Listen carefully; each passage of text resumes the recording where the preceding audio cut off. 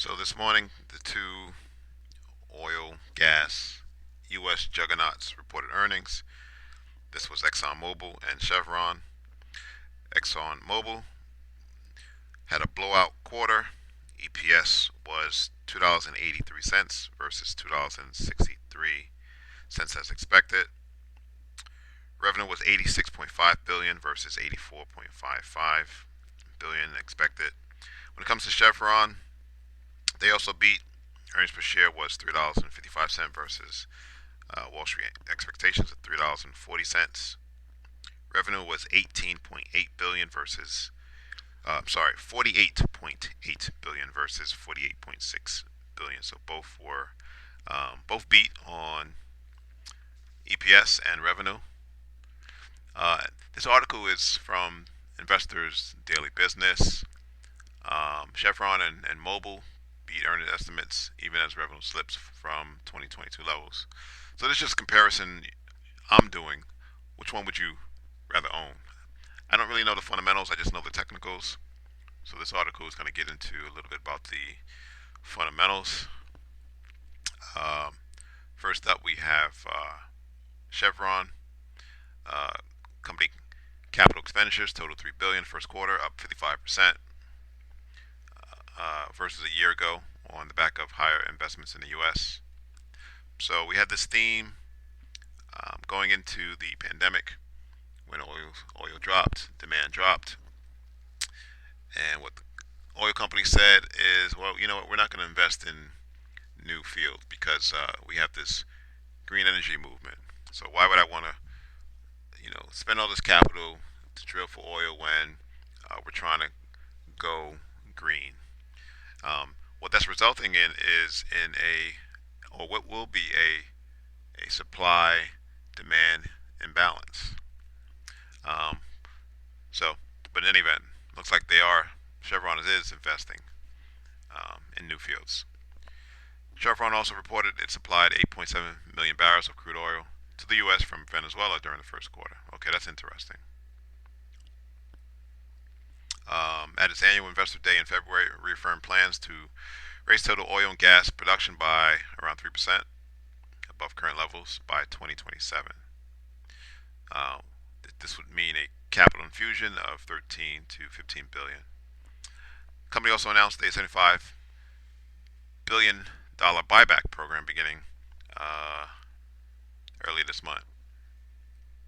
Now, what's keen to note is that uh, Buffett, his Hathaway conglomerate, owns roughly, say, a quarter of Chevron shares, which will result in almost $1 billion in dividends this year, which is insane.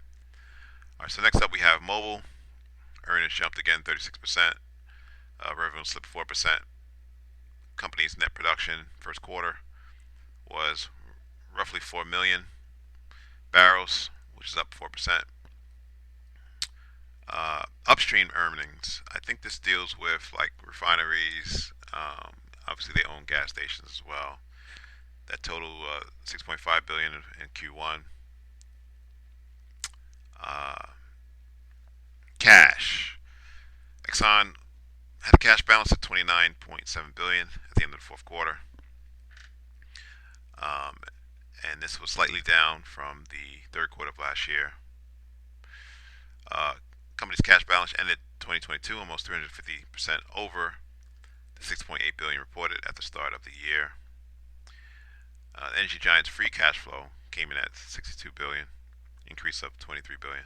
I mean, the oil companies had a field day the last couple of years, right? When I think during the pandemic, oil actually went negative for the first time in history, and then just skyrocketed to $130 a barrel. Oil companies were the best performers in 2022 as a result.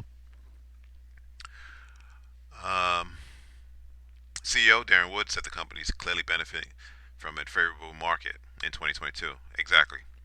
That's when oil shot up. So we're going to go to the charts now. Um, this is Chevron first. Yes, it looked very ugly looking. explain.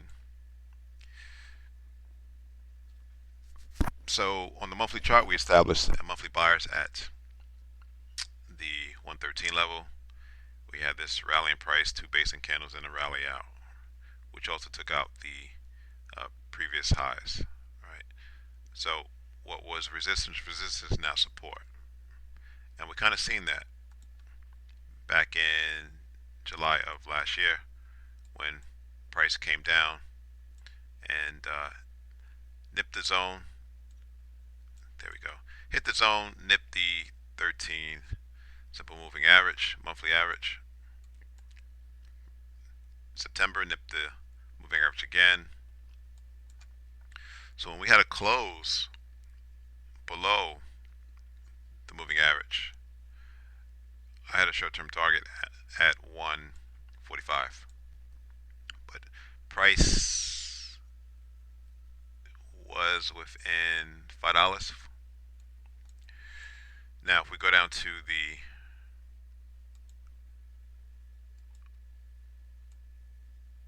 weekly chart, reason why I had the short-term target was we had an M pattern, which is bearish. We had a break at the 166 level, and in the process we formed a seller zone. So that's why I had that target. Now if we go to the daily chart, you can see that price did come back to the zone, and we are getting a pullback right now.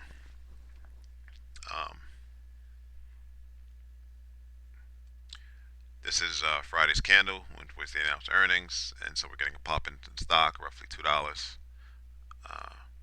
But based on this daily sellers level, I'm looking for price to fill the gap before potentially moving higher, eventually breaching the daily sellers level at 172.50. And that could happen as we get into the summer months. We'll see. Or we could have a collapse in price if we are going into a recession. It really all depends. Alright, so let's go to ExxonMobil, and I don't think I ever did a video on ExxonMobil, so there should be no markups on the chart.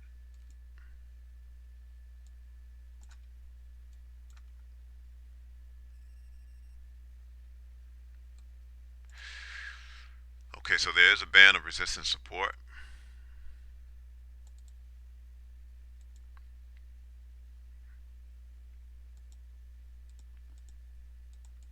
At the 103 level.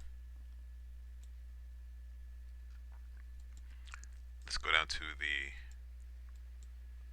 weekly chart. And even if you can't or don't know how to read the candles, price is making higher highs and higher lows, right? That's an uptrend. But you have the moving averages pointing up, and this was a great opportunity to go long. This level here, right here, you had a leg in candle base and a leg out, right? So you had a rally in price, base and a rally out. Beautiful level.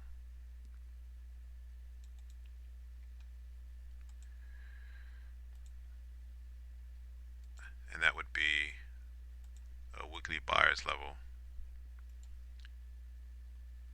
at, say, 99.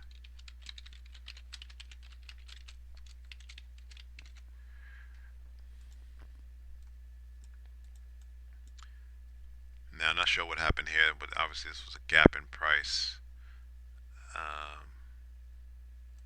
Can we see that on the monthly chart? Yeah, we can see that on the monthly chart as well. This might have been when OPEC said they were going to cut production on a Sunday going into a Monday. That's probably what it was. Don't know for sure. But let's go to the... So, on the monthly chart, price is in the process. It appears that it will close. Yeah, it will close at all-time highs. Hasn't hit all-time highs, but it will close at all-time highs, right? So, all right, let's go to the. Yeah, I'm pretty certain this was the pop from the OPEC announcement. And if I look at the daily chart, again, earnings, have the gap. It appears that price wants to kind of break out. So I would anticipate, if I'm predicting, pull back to the origin of the breakout before price moves higher. Let's see what happens. Don't know what's going to happen. A lot depends on a lot of things. So which one would you rather own? ExxonMobil or Chevron? Leave me a comment. My bias is Chevron, just because Warren Buffett owns roughly a quarter of the company. Thanks for watching. Subscribe. Please like the video.